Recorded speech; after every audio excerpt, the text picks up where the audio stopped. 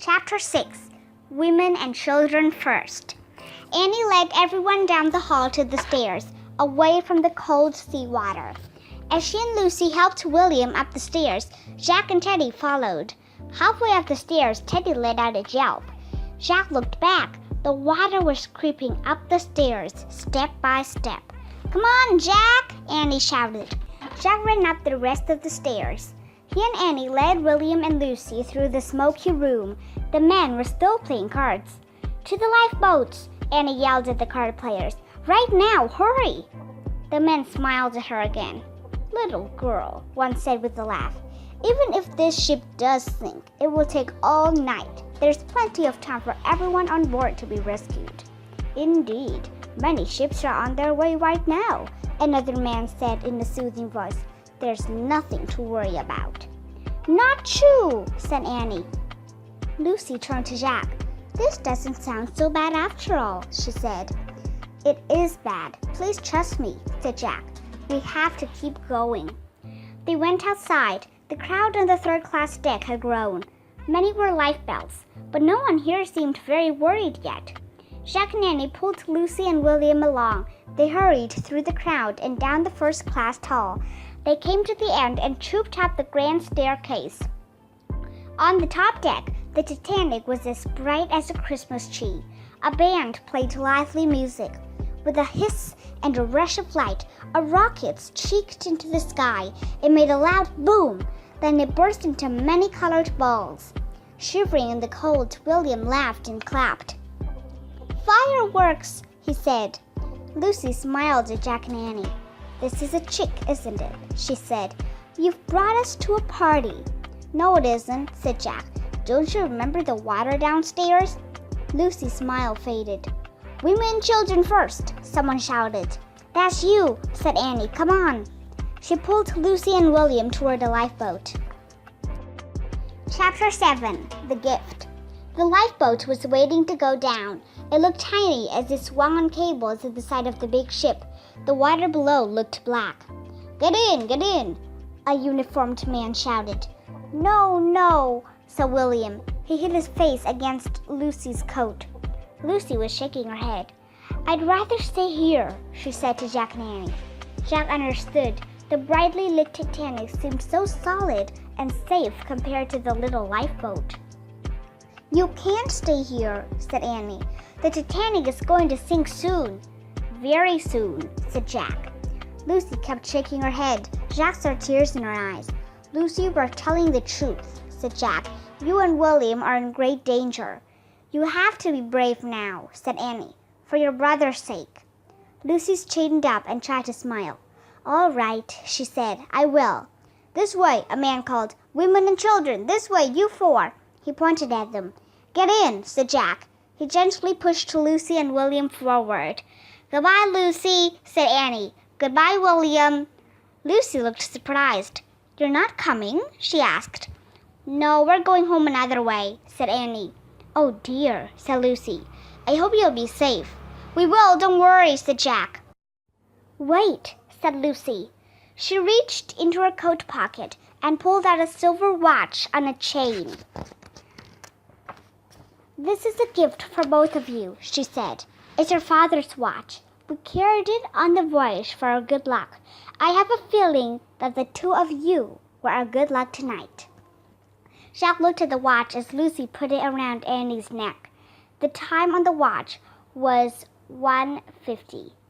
There were only 30 minutes left. "Hurry, hurry," he said. Jack and Annie watched as a big man picked up Lucy and swung her into the lifeboat. Then he picked William up and put him in Lucy's lap. "Bye," cried Annie. She stepped forward to blow a kiss. Just then the man picked Annie up. "No," shouted Annie. "Into the lifeboat, my dear," the man said, and he tossed Annie into the lifeboat. "No, no," cried Jack. Then the man reached for him too. Jack jumped away just in time. "Annie," he yelled, "get out." Annie tried to climb out of the lifeboat. "Let me out," she cried. "Arf, arf," Teddy barked from over Jack's shoulder. The lifeboat jerked. It started creaking down toward the dark, cold sea. "Come back," Jack called. But there was nothing he could do. as Annie disappeared from sight. Chapter 8. Every Man for Himself. "Annie!" cried Jack. "Let me out!" he heard Annie shout. But the lifeboat kept going down. "Wait for me!" came a loud voice. "Wait for me!" A woman in a fur coat appeared at the railing. She nearly threw herself over the side of the ship. "Stop!" the uniformed man called. "Bring the boat back up for Lady Blackwell." Slowly, the lifeboat was brought back up. Jack pushed his way forward. The lifeboat came even with the ship. Jack reached out to Annie. She grabbed his hands. He pulled her back onto the sinking ship.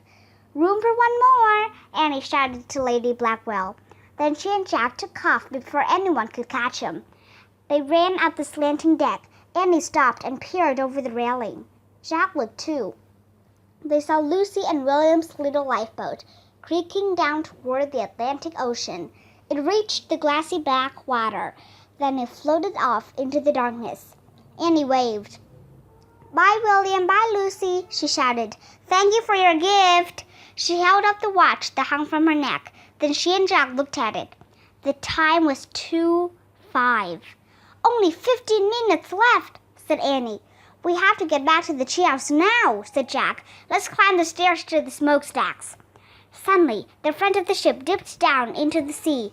Deck chairs started to slide past Jack and Annie. The band played a slow, calm song. It sounded like a church hymn.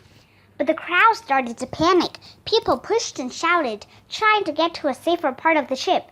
"It's every man for himself," the captain shouted to all of his crew. The men all stopped what they were doing and ran up the deck. Jack and Annie ran too. They dodged sliding tables and chairs. They reached the stairs that led to the smokestacks. They grabbed the railing and pulled themselves up the steps. The ship tilted further. "Get to those smokestacks," cried Jack. They slipped and crawled down the deck. But when they got to the smokestacks, Jack and Annie looked around wildly. The magic tree house was gone. Chapter 9. Time Stops. "Where is it?" shouted Annie. The front of the Titanic sank deeper into the sea. Jack and Annie fell forward. They grabbed the railing and held on for their lives. "Maybe the treehouse fell into the ocean," shouted Jack. A great roar started coming from the ship. Jack imagined everything crashing forward. All the furniture, dishes, bicycles, the grand clock on the staircase. He looked down. A giant wave of water rolled over a lower deck. Jack imagined water flooding the third-class corridor, the card room, and the grand staircase. He closed his eyes, waiting to be washed away. "Arf! Arf!" The barking came from a distance. "Teddy!" cried Annie. Jack had forgotten all about the little dog. Holding onto the railing, he used one hand to pull off his knapsack. Teddy wasn't there. There was more frantic barking. "Where's Teddy?" cried Jack. "He's calling us," shouted Annie. "We can't look for him," shouted Jack. "We'll fall off the ship." Teddy barked and barked. "He's close by," said Annie. She held onto the railing and moved slowly down the steep deck. "Annie!" cried Jack. Suddenly, the lights on the Titanic went out. The world was pitch dark. Jack couldn't see Annie at all. "Annie!" he shouted. He tried to move down the deck too. But the ship tilted again. Jack slipped and fell. He rolled until he crashed into a smokestack. "Jack!" cried Annie. "Here, here!" Teddy kept barking. The back of the Titanic was rising out of the ocean. The front of the ship was going down. Jack tried to go around the smokestack without falling. In the dark, he could barely see the treehouse. It was stuck between the smokestack and the railing.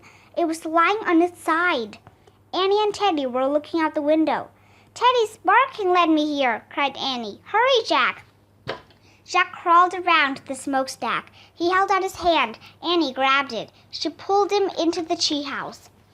Teddy licked his face. "I wish we could go home," shouted Annie, pointing at the Pennsylvania book. Jack heard a loud ack. The wind started to blow. The treehouse started to spin. It spun faster and faster. Then everything was still. Absolutely still. Chapter 10. A Touch of Magic. "Oh, man," whispered Jack. He was lying on the floor of the tree house. He was wearing his pajamas and rain poncho again. "You okay?" Annie asked. "Yeah, you?" said Jack. "My heart's beating really fast," said Annie. "Mine too," said Jack.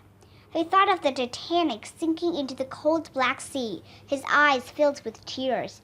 "It was terrible," he said. Annie nodded. Jack could see tears on her cheeks. Teddy licked Jack's face. "Hey," said Jack, "how did you get out of my knapsack?" Teddy whined. Jack and Annie stroked his furry head and ears. "I think he has a touch of magic," said Annie. Slowly, Jack sat up. "He saved our lives," he said.